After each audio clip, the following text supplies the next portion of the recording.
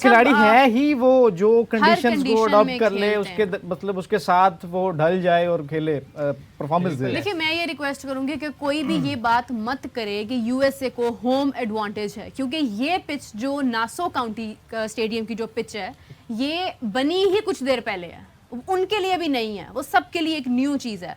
Perth अगर मुश्किल है तो वो तमाम ममालिक के लिए मुश्किल है, वो तमाम लोगों के लिए मुश्किल है, नॉट ओनली फॉर पाकिस्तान। इसी तरह से अगर ये पिच पाकिस्तान के लिए मुश्किल थी तो ये पिच इसी तरह से इंडिया के लिए भी मुश्किल थी, ये पिच इसी तरह से यूएसए के लिए भी मुश्किल थी। इसी तरह से अगर हम इसकी कोई डिफरेंट पिचेस थी, कनाडा, आयरलैंड, जितने भी मैचेस यहाँ पर हुए हैं मुश्किल थे, सबके लिए थे, लेकिन सब ने परफॉर्म किया है। एक कोई जीता है, कोई हारा है, एट द एंड इवेंचुअली आपके पास विनिंग या लूजिंग रह जाता है। बांग्लादेश साउथ अफ्रीका का मैच भी अगर आप देखें ना तो मतलब वो क्या नाम महमूदुल्लाह जो था, हाँ। वो उसने नजर आ रहा था, हमारे खिलाड़ियों में तो नजर ही नहीं आ रहा था। अच्छा, एक और इम्पोर्टेंट बात यह है मीराब अली भाई, इसमें ये है कि आप जितने भी नेशों में देख ले जो मैचेस हुए, player of the match bowler रहा है हमेशा, लेकिन with the exception of only one occasion जहाँ पे क्लेसन जो है, हेनरिक क्लेसन, वो साउथ अफ्रीका का वो प्लेयर ऑफ द मैच रहे बैटर। अदरवाइज जितने भी बॉलर्स है उनको नासों में मिला। आप ये देखें कि कितनी बॉलिंग फ्रेंडली ये पिच है। हाँ। और आप दूसरी एक और बात मैं मेंशन करना चाहता हूँ जो कि मेंशन नहीं हुई, बड़ी इंपॉर्टेंट बात ये है कि इस टूर्नामेंट में for the very first time हुआ है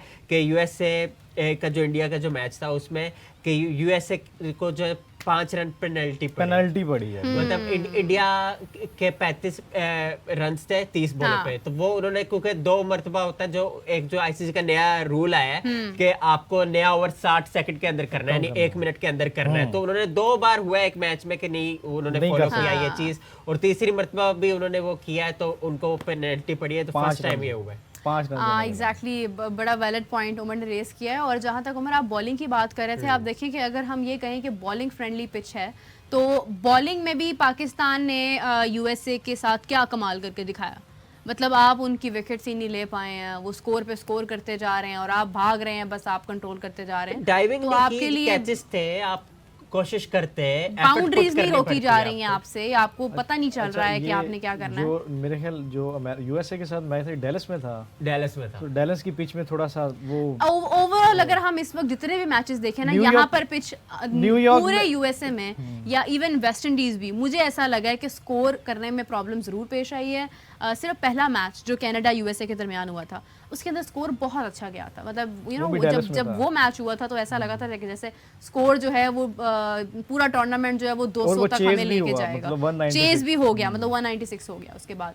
तो फिर भी अगर हम बात करें कि वो बैटिंग अच्छी थी, बट बॉलिंग को सपोर्ट मिली है और हर जगह पर हर ग्राउंड में मिली है। उसकी ये भी वजह हो सकती है क्योंकि कनाडा और यूएसए ना पहले खेले हुए एक दूसरे को, तो एक दूसरे के प्लेयर्स को जानते हैं वो, तो वो इसलिए भी एक वजह थी। और दूसरा जो अगर फ्लोरिडा में आप दुआ करें मैचेस हो तो उसकी रेपुटेशन है अली भाई कि वो कंपैरेटिवली ज्यादा रन तो बारिश है वहां पे बैटिंग के। फिलहाल तो वहां पे 2019 में वेस्ट इंडीज और इंडिया के दरमियान if I am not wrong 2 T20 matches हुए हैं, तो वो कंपैरेटिवली वहां पे आपको रन्स मिलेंगे। ये नहीं कि बॉलर्स के लिए कुछ नहीं होगा, तो इवन स्टीवन वाली इक्वेशन नहीं, लेकिन अफसोस के साथ वहां पर बैटिंग है या बॉलिंग है मुझे नहीं पता, लेकिन वहां पर बारिश जरूर है, क्योंकि बारिश जो है, अच्छा मैं भी कमेंट देख रही थी, MG42 नर्फ कह रहे हैं कि कुदरत का निज़ाम भी इस बार काम नहीं आया। Amit Singh thank you so much. Mohammad Shan की बात करते हैं, वो कह रहे हैं कि पाकिस्तान टीम ने अच्छी परफॉर्मेंस दी होती तो आज ये नौबत ना आती। बिल्कुल सही, हम लोग एग्जैक्टली यही बात कर रहे हैं कि अगर पाकिस्तान टीम अपने शुरू के मैचेस, चले यूएसए से अगर मैच जीत जाते तो हम होपफुल होते कि आयरलैंड से भी पाकिस्तान जीत जाएगा और सिचुएशन हमारे लिए आसान हो जाएगी। उसके बाद दिलराज सिंह कह रहे हैं कि why Pakistan team not playing good cricket and then they depend on other teams always in ICC events. Exactly we were discussing about the same point कि पाकिस्तान टीम हमेशा से दूसरी टीम्स पर रिलाई करती आ रही है, और यही प्रॉब्लम मुझे एग्जैक्टली याद है कि 2023 के वर्ल्ड कप में भी हुई कि इंडिया के अंदर हम लोग वहाँ पर मैच खेल रहे हैं, टीम्स वहाँ पे विनिंग की तरफ जा रही हैं और हम लोग मैचेस अफगानिस्तान से हारने के बाद हम ये दुआएं कर रहे हैं कि अब ये जीत जाए, वो जीत जाए, फलां हो जाए, ये हो जाए, तो वो हम we always rely on the other teams. उसके बाद ji Aditya Mehta, Pakistan should have increased run rate against USA. Exactly. Pahadi vlogs कह रहे हैं I am very disappointed with the Pakistan team, honestly this is not the international level team. Yes Umar, do you still think कि पाकिस्तान की जो अभी की टीम है ये इंटरनेशनल T20 की टीम है?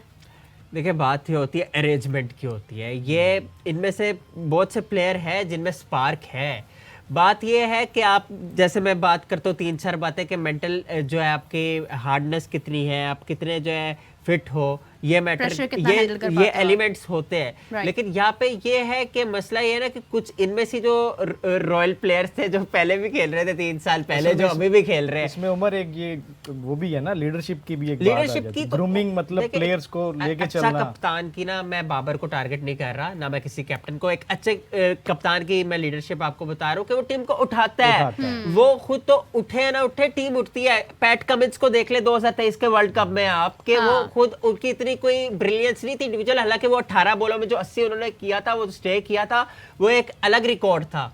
लेकिन उनकी लीडरशिप क्वालिटी थी, एतमाद था, प्लेयर्स को किस तरह यूज करना है। कल हमने इंडिया और जो यूएसए का जो मैच देखा, उसमें आप देखे एरन जॉन्स स्टैंड अप कैप्टन थे, क्योंकि वो जो मोनक पटेल है वो निगल्स हो गए, तो वो उनकी कप्तानी को इतनी सेटिस्फैक्टरी नहीं लगी। Although he is a brilliant player, उन्होंने जो अपना जोहर दिखाया, हाँ जी, लेकिन कहीं ना कहीं वो कमी पेशी थी, रोका है उन्होंने इंडिया को, यूटिलाइज सही नहीं किया उन्होंने एट टाइम्स। देखिए उन्होंने रोका है, ये उनकी फील्डिंग को दाद देनी पड़ेगी। दूसरी इनिंग्स में स्पेसिफिकली बैटिंग उतनी मुश्किल नहीं होती है जितनी फर्स्ट इनिंग्स में होती है, इफ आई एम राइट।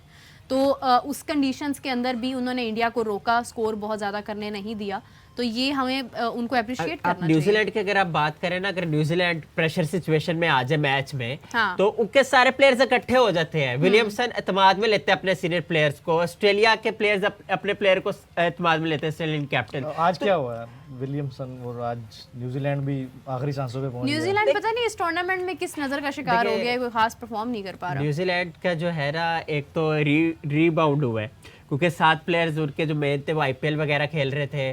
फिर जो टीम पाकिस्तान को हरा के गई है, वो एक किस्म की आप डिप्लेटेड टीम थी, जिसमें वो उसमें से 4 प्लेयर्स खेल रहे हैं, तो वो कॉम्बो जो है वो जेल नहीं हो पाया। और फिर कैरिबियन में उनको स्लो विकेटें मिल गई, और अफगानिस्तान से उनका पहला मैच पड़ गया, जो कि क्वालिटी स्पिनर्स है उनके पास, राशिद, मुजीब, नूर वगैरह, फिर फजल हक फरूकी जैसा प्रीमियम फास्ट बॉलर, तो वही उन्होंने उनको जो है चित कर दिया था।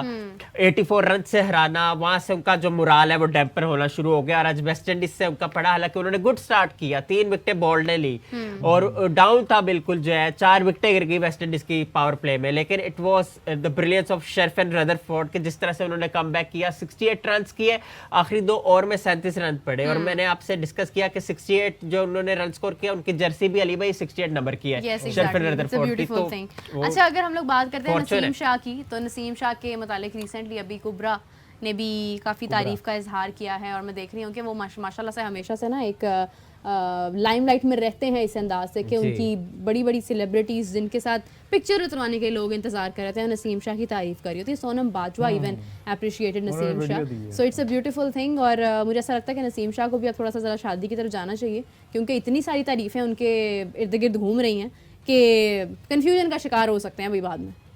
अली भाई आप कमेंट करें इस पे। नहीं, शादी की तरफ तो नहीं जाना चाहिए यार। क्यों जी, क्यों बड़ा कैरियर बड़ा है अभी, मतलब उसको थोड़ा सा मेरे ख्याल अपनी तो शादी के बाद कैरियर खत्म हो जाएगा, अपनी बॉलिंग नहीं, फिर वो इंसान का दिमाग देखे। हारिस का क्या बना फिर, अगर आप फिर बात करना चाहते, हसन अली का क्या, उन्होंने विकेट्स ली हैं इस टूर्नामेंट में। नहीं, कौन सी विकेट्स ली हैं, थोड़ा बहुत उनके नाम गई, स्पीड मार के भी, मतलब वो एक्स्ट्रास इतने दिए हैं उसने। खैर वो एक अलग मैटर है।